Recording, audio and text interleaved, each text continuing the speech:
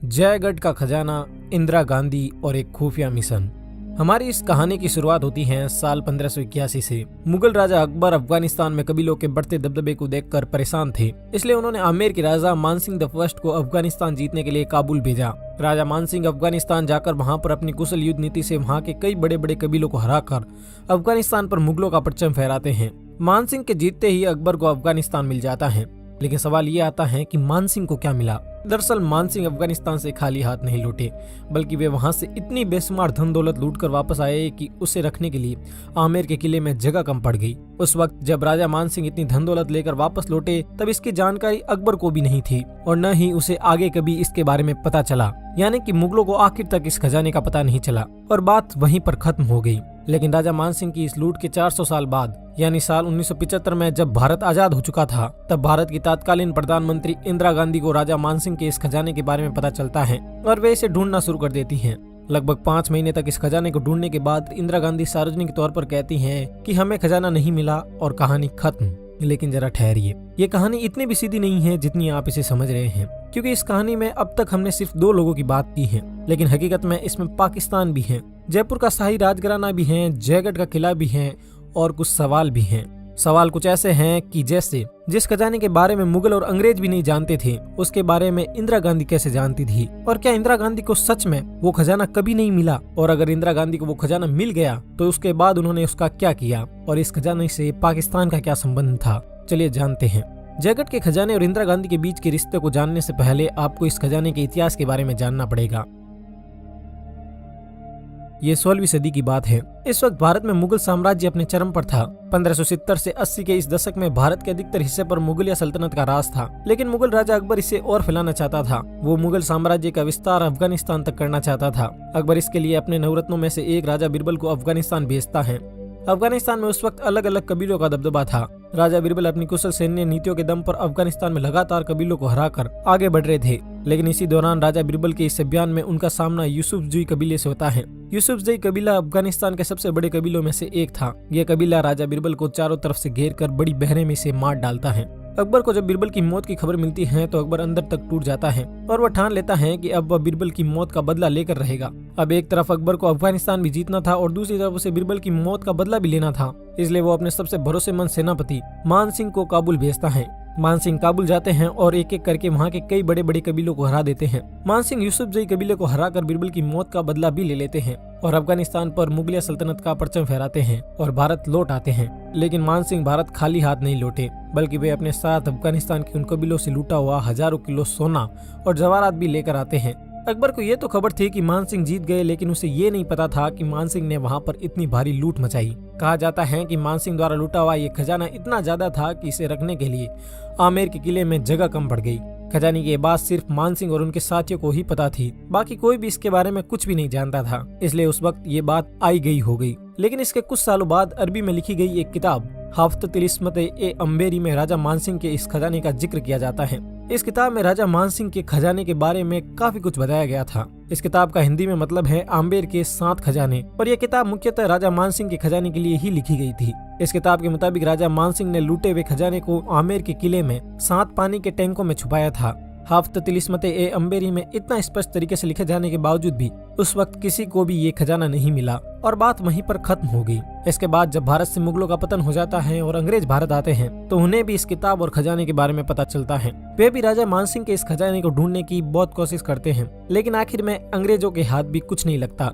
इसके बाद अंग्रेज भी भारत से चले जाते हैं और भारत आजाद हो जाता है। लेकिन इतने सालों बाद भी राजा मानसिंह का ये खजाना अब भी गुप्त था और कोई नहीं जानता था कि ये कहाँ पर था। अंग्रेजों के जाने के बाद भारत में एक लोकतांत्रिक सरकार बनती है और फिर जैसा कि पिछले 400 सालों से हो रहा था, वैसे ही इस बार भी जब भारत में सत्ता परिवर्तन होता है तो राजा मानसिंह के इस खजाने की खोज एक बार फिर से शुरू हो जाती है।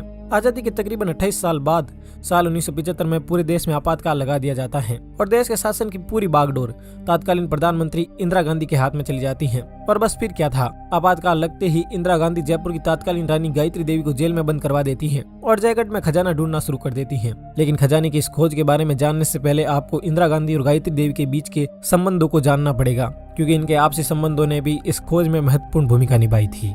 गायत्री देवी और इंदिरा गांधी। इंदिरा गांधी और गायत्री देवी दोनों की शुरुआती शिक्षा रविंद्रनाथ टैगोर के शांति निकेतन से हुई थी, इसलिए ये दोनों काफी कम उम्र से ही एक दूसरे को अच्छी तरह जानती थी। लेकिन गायत्री देवी हमेशा से कांग्रेस के खिलाफ थी और इंदिरा गांधी राजघरानों के खिलाफ थी, इसलिए इन दोनों की ज्यादा बनती नहीं थी। और ऊपर से साल 1962 में हुए लोकसभा चुनाव में गायत्री देवी कांग्रेस की शारदा देवी को वर्ल्ड रिकॉर्ड मार्जिन से हरा देती हैं, जिससे इंदिरा गांधी और गायत्री देवी के बीच की ये दरारें और बढ़ जाती हैं और इन दोनों के बीच एक साइलेंट वॉर शुरू हो जाती है। अब इंदिरा गांधी को गायत्री देवी के खिलाफ बस एक मौके की तलाश थी और साल 1975 में उन्हें वो मौका भी मिल जाता है। इस समय तक आते आते चुनाव में धांधली, बेरोजगारी और महंगाई जैसे राष्ट्रीय मुद्दों के कारण इंदिरा गांधी के पद पर काले बादल मंडराने लगे थे। इंदिरा गांधी अब किसी भी तरह अपनी सत्ता बचाना चाहती थी और इसी कोशिश में 25 जून 1975 को वो पूरे देश में आपातकाल लगा देती हैं। आपातकाल लगते ही विपक्ष के नेताओं को जेल में डाल दिया जाता है और मीडिया को खामोश कर दिया जाता है। गायत्री देवी भी इस इमरजेंसी का शिकार होती हैं और उन्हें भी तिहाड़ जेल जाना पड़ता है। अब जब गायत्री देवी जेल में थी तब किसी ने इंदिरा गांधी को हाफ्त तिलिस्मत-ए अंबेरी और जयगढ़ के खजाने के बारे में बताया। इंदिरा गांधी को जब इस खजाने के बारे में पता चलता है तो उनके पास इस बात का अच्छा मौका था कि वो इस खजाने को ढूंढ ले, क्योंकि मीडिया और विपक्ष के नेता खामोश थे और गायत्री देवी जेल में थी। इमरजेंसी के ठीक एक साल बाद यानी 10 जून 1976 को पुलिस, आर्मी और इनकम टैक्स डिपार्टमेंट मिलकर जयगढ़ फोर्ट पर एक रेड मारते हैं और इस रेड का मकसद था जयगढ़ में छुपे हुए खजाने को ढूंढना। सरकार इसे एक रेगुलर रेड बताती है, लेकिन हकीकत में इस रेड के पीछे का मकसद था खजाने को ढूंढना। लेकिन इस रेड के बाद अब एक सवाल यहाँ पर यह भी उठता है कि अगर मानसिंह ने अपने इस खजाने को आमेर के किले में दफनाया था तो इंदिरा गांधी से जयगढ़ फोर्ट में क्यों ढूंढ रही थी? तो इस सवाल का जवाब भी बड़ा सीधा है। 1592 में बना आमेर का किला और 1726 में बना जयगढ़ का किला एक सुरंग के थ्रू आपस में कनेक्ट होते हैं, इसलिए माना जाता है कि इंदिरा गांधी इस सुरंग का फायदा उठाकर जयगढ़ के किले के साथ साथ आमेर के किले में भी खजाना ढूंढ रही थी।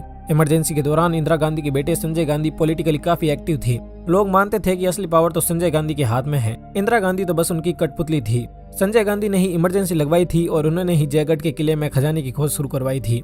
जयगढ़ में चल रही इस खोज के दौरान इस ऐतिहासिक किले को बुरी तरह तहस नहस कर दिया जाता है। इस समय कर्फ्यू का माहौल था, इसलिए लोगों को किले के आसपास आना मना था। खजाने की ये बातें कुछ समय तक तो लोकल ही रहती हैं, लेकिन बाद में धीरे धीरे ये पूरे भारत में फैलती हैं और इसके बाद ये पूरी दुनिया में फैलने लगती हैं। जब इस खजाने के बारे में पाकिस्तान के प्रधानमंत्री जुल्फिकार अली भुट्टो को पता चलता है तो वो 11 अगस्त 1976 को इंदिरा गांधी को एक पत्र लिखते हैं, जिसमें वे जयगढ़ के इस खजाने में पाकिस्तान का हिस्सा मांगते हैं। पाकिस्तान इस पत्र को लीक कर देता है, जिससे खजाने की ये बात पूरी दुनिया में फैल जाती है।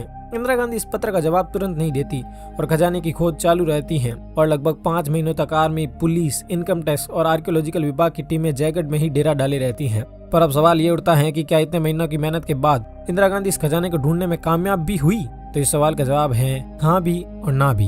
नवंबर 1976 में लगभग 5 महीने तक चले इस सर्च अभियान को सरकार बंद कर देती है और इंदिरा गांधी पाकिस्तानी प्रधानमंत्री भुट्टो को एक जवाबी पत्र लिखती हैं, जिसमें वो लिखती हैं कि हालांकि हमने अपनी लीगल टीम से सलाह मशविरा किया और मुझे लगता है कि अगर हमें वो खजाना मिला भी होता तो भी उस पर पाकिस्तान का कोई अधिकार नहीं होता, लेकिन फिर भी मैं आपकी जानकारी के लिए बता दूं कि हमें वहाँ पर कोई खजाना नहीं मिला, इसलिए इस मुद्दे पर बहस करने का कोई फायदा नहीं है। इंदिरा गांधी द्वारा भुट्टो को लिखे गए इस पत्र से एक बात तो क्लियर हो गई कि सरकार द्वारा खजाना ढूंढने की बातें कोई हवाई बातें नहीं थी। सरकार ने सच में जयगढ़ में खजाना ढूंढा था। इंदिरा गांधी ऑफिशियली ये कहती हैं कि सरकार को जयगढ़ में सिर्फ 230 किलो चांदी मिली है, इसके अलावा वहाँ पर कुछ नहीं मिला। लेकिन कई लोग इंदिरा गांधी की इस बात पर यकीन करने से मना कर देते हैं, क्योंकि 1976 में जब जयगढ़ में ये सर्च अभियान चल रहा था तब संजय गांधी और आर्मी के कई बड़े बड़े अधिकारी जयगढ़ आए थे। लोगों का मानना है कि संजय गांधी जयगढ़ सिर्फ इसलिए आए थे ताकि वे इस खजाने की मात्रा को देख सके। इस सर्च अभियान से जुड़ी एक और बात है जो लोगों के दिमाग में शक पैदा करती है और वो है नवंबर 1976 की। नवंबर 1976 में जब इंदिरा गांधी ने खजाने की खोज बंद करवा दी तो उसके ठीक अगले दिन जयपुर दिल्ली हाईवे को आम लोगों के लिए पूरी तरह बंद कर दिया गया और इस पर सिर्फ मिलिट्री के ट्रक चले। कई लोग मानते हैं कि जयपुर दिल्ली हाईवे पर चल रहे इन मिलिट्री ट्रक्स में खजाना भरा हुआ था। सरकार ने जब लोगों के बीच चल रहे इन सवालों का कोई जवाब नहीं दिया तो लोगों ने अपने अपने हिसाब से कई सारी कहानियां बनाई। कुछ कहानियों के मुताबिक सरकार को जयगढ़ में बहुत बड़ा खजाना मिला, इसलिए सरकार ने पहले तो जयपुर दिल्ली हाईवे ब्लॉक करवाकर इस खजाने को दिल्ली भिजवाया और फिर दिल्ली से इसे 2 हवाई जहाजों में भरवाकर स्विट्जरलैंड भिजवा दिया। लेकिन आज तक इस कहानी के कोई भी सबूत नहीं मिले। अब यहाँ पर एक सवाल ये भी उठता है कि अगर सरकार सही कह रही थी और जयगढ़ में कोई खजाना नहीं था तो आखिर मानसिंह प्रथम का ये खजाना गया कहाँ? इसके जवाब में कहा जाता है कि राजा जयसिंह द्वितीय ने मानसिंह के इस खजाने को ढूंढा और जयपुर को बसाने में इसका इस्तेमाल किया। इन कहानियों के पीछे कोई ठोस आधार नहीं है, इसलिए इनकी सच्चाई के बारे में कुछ नहीं कहा जा सकता। गायत्री देवी जब जेल से बाहर आई तो उन्होंने भी सिर्फ इतना ही कहा कि जयगढ़ में कोई खजाना नहीं है। सरकार ने तो सिर्फ उन्हें डराने के लिए इनकम टैक्स की ये रेड मारी, लेकिन गायत्री देवी भले ही कुछ भी कहे पर इंदिरा गांधी और जुल्फिकार अली भुट्टो के बीच हुए पत्राचार से ये बात तो स्पष्ट हो जाती है कि सरकार ने जयगढ़ में खजाना ढूंढने की कोशिश तो की थी, पर उन्हें खजाना मिला या नहीं मिला ये पता नहीं। साथ ही हमें यहाँ पर कुछ सवालों का जवाब भी नहीं मिलता, जैसे कि उस दिन जयपुर दिल्ली हाईवे को ब्लॉक क्यों किया गया और वहाँ पर संजय गांधी और मिलिट्री क्या कर रही थी। जयगढ़ के उस खजाने का क्या हुआ, इसका जवाब आज तक किसी को नहीं मिला। लेकिन एक बात तो स्पष्ट है कि इस खजाने के चक्कर में सरकार ने जयगढ़ को पूरी तरह तहस नहस कर दिया, जिससे इस ऐतिहासिक धरोहर के साथ एक बहुत बड़ा खिलवाड़ हुआ। जयगढ़ किले के इस खजाने पर आपकी क्या राय है, हमें कमेंट सेक्शन में जरूर बताइए। ऐसे ही और नॉलेजेबल और हिस्टोरिकल वीडियो देखने के लिए आप राइट और लेफ्ट में दिए हुए इन वीडियोस पर क्लिक कर सकते हैं। धन्यवाद।